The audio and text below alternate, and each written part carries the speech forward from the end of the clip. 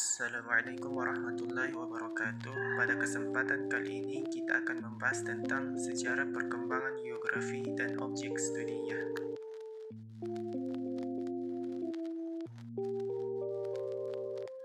Perkembangan ilmu geografi diawali oleh bangsa Yunani yang secara aktif meneliti juga mendokumentasikan informasi dan data geografian sebagai sebuah ilmu dan filosofi.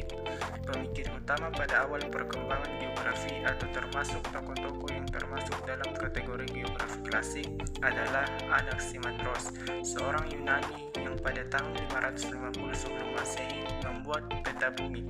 Ia beranggapan bahwa bumi berbentuk silinder. Perbandingan panjang silinder dan garis tengahnya adalah 3:1.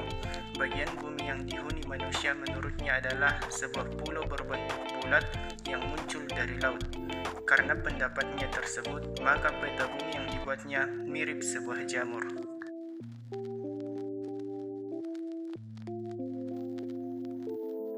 Tokoh geografi klasik Yunani termasuk Thales dari Miletus yang banyak melakukan perjalanan menggali informasi geografi.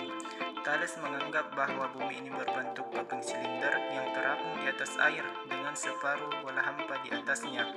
Pendapat ini hilang seabad kemudian setelah Parmenides mengemukakan pendapatnya bahwa bumi ini berbentuk bulat. Kemudian Heraklides berpendapat bahwa bumi berputar pada sumbunya dari barat ke timur.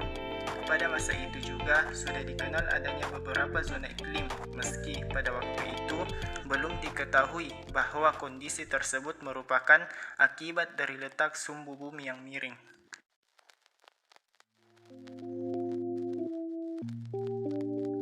Selanjutnya itu geografi di dunia Islam. Berkembangnya geografi di dunia Islam dimulai ketika Khalifah Al-Ma'mun yang berkuasa dari tahun 813 hingga 833 Masehi memerintahkan para geografer muslim untuk mengukur kembali jarak bumi. Perkembangan ilmu pengetahuan justru mulai berkembang pesat di Timur Tengah.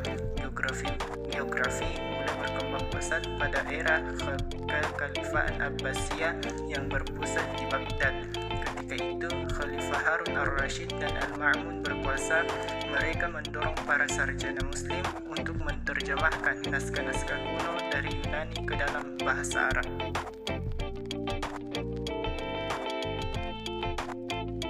Pada abad ke-12, geografer muslim Al-Idrisi berhasil membuat peta dunia. Al-Idrisi yang lahir pada tahun 1100 di Ceuta Spanyol menulis kitab geografi berjudul Kitab Nazha Al-Muslak fi Ikhtira Al-Falak atau Tempat Orang yang Rindu Menembus Cakrawala. Kitab ini begitu berpengaruh sehingga diterjemahkan ke dalam bahasa Latin. Geographia Numiensis, ahli geografi yang pada zamannya dikenal sebagai ahli zoologi. Seabad kemudian, dua geografer muslim yakni Kutubuddin Asy-Syirazi dan Yaqut Ar-Rumi berhasil melakukan terobosan baru.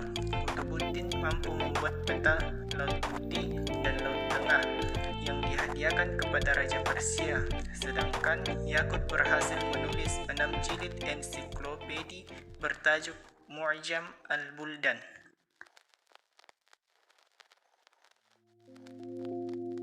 Selanjutnya yaitu objek formal geografi. Metode atau pendekatan objek formal geografi meliputi beberapa aspek di antaranya. Pertama, aspek keruangan. Geografi mempelajari suatu wilayah antara lain dari segi nilai suatu tempat dari berbagai kepentingan. Kedua, aspek kelingkungan. Geografi mempelajari suatu tempat dalam kaitan dengan keadaan suatu tempat dan komponen-komponen di dalamnya dalam satu kesatuan wilayah. Ketiga, aspek kewilayahan. Geografi mempelajari kesamaan dan perbedaan wilayah serta wilayah dengan ciri-ciri khas. Keempat, aspek waktu. Geografi mempelajari perkembangan wilayah berdasarkan periode-periode waktu atau perkembangan dan perubahan dari waktu ke waktu. Selanjutnya yaitu struktur ilmu geografi.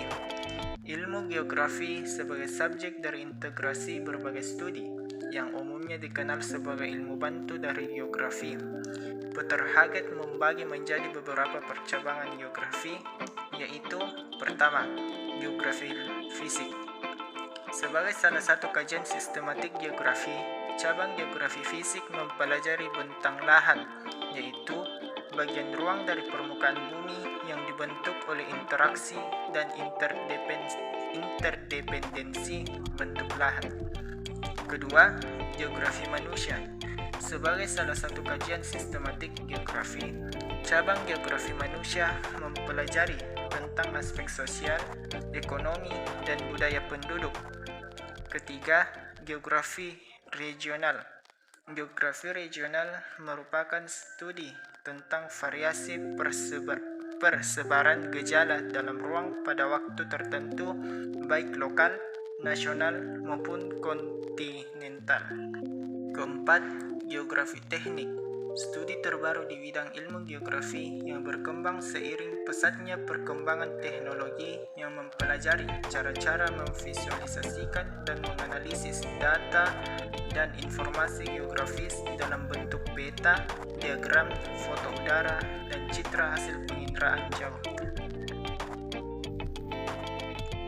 Baik, itulah sedikit yang bisa saya jelaskan. Lebih kurangnya mohon dimaafkan. Sekian dan terima kasih.